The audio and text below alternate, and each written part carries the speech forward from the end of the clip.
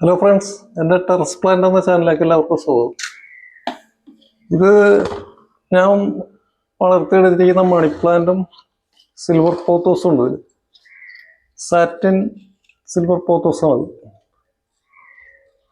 അപ്പോൾ ഇത് ഞാൻ മുമ്പിലത്തെ വീഡിയോയിൽ പറഞ്ഞിട്ടുണ്ട്. പഴയ PVC ഓസ് മതി. ഇതുപോലത്തെ ഒരു ഓസ് എടുത്തിട്ട് കയറ് ചുറ്റി കൊടുക്കുക. അത് വണ്ണം കുറഞ്ഞ ഓസായാലും കുഴപ്പമില്ല. എന്നിട്ട് മണ്ണിൽ ഉറപ്പിച്ചതിന് ശേഷം ഇതേപോലെ മണി പ്ലാന്റ് വളർത്തിയെടുക്കാവുന്നതാണ്. ഇതിപ്പോൾ സിൽവർ പോത്തോസാണ്.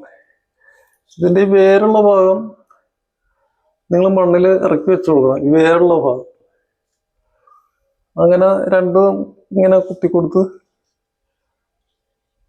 നമുക്ക് വളർത്തിയെടുക്കാവുന്നതാണ്. അതായത് മണി പ്ലാന്റ് ആണെങ്കിൽ ഈ വേരുള്ള ഭാഗം എപ്പോഴും ശ്രദ്ധിക്കേണ്ടത്, ഈ വേര് ഉള്ള ഭാഗം ഇതിൻ്റെ വേര് വരുന്ന ഭാഗമാണ്. അതാണ് എപ്പോഴും നമ്മൾ മണ്ണിലേക്ക് ഇറക്കി വെച്ച് കൊടുക്കേണ്ടത്. അങ്ങനെ വളർത്തിയെടുക്കാവുന്നതാണ്. വീഡിയോയിലൂടെ നിങ്ങൾക്ക് മനസ്സിലായി കാണുമെന്ന് വിചാരിക്കുന്നു. ഈ സിൽവർ പോത്തോസും മണി പ്ലാന്റും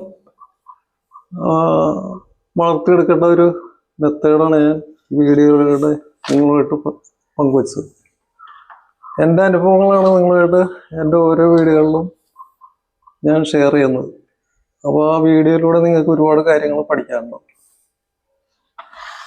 അപ്പോൾ വീണ്ടും എൻ്റെ വീഡിയോകൾ കാണണമെങ്കിൽ നിങ്ങൾ എൻ്റെ ചാനൽ സബ്സ്ക്രൈബ് ചെയ്യാനും മറ്റുള്ളവരിലേക്ക് ഷെയർ ചെയ്യാനും മറക്കരുത്.